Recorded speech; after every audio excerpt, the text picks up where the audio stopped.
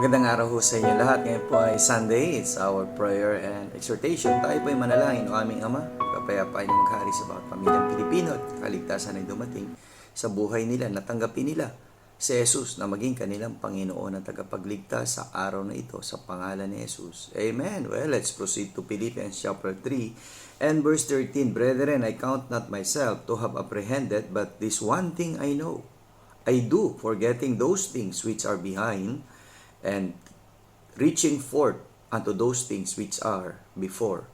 Well, this is a good encouragement. Ano ho, sa buhay natin, may mga bagay na nakalipas. Sabi nga, mga bagay na nakalipas ay lumipas na. Let's proceed to the things that are in our front in this life. No, yung mga bagay na nagawa na natin, tapos na po yan. Huwag na tayo maging alipin pa na nakalipas at wag na rin tayo maging bihag na nakaraan. Let's move forward.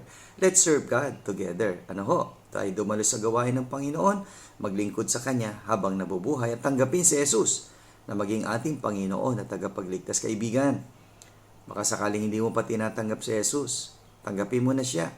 Ito na yung pagkakataon na ibinibigay sa iyo ng Diyos na tanggapin si Jesus na maging iyong Panginoon at tagapagligtas at tumalikod ka na sa iyong mga kasalanan at sumunod sa Kanyang kalooban.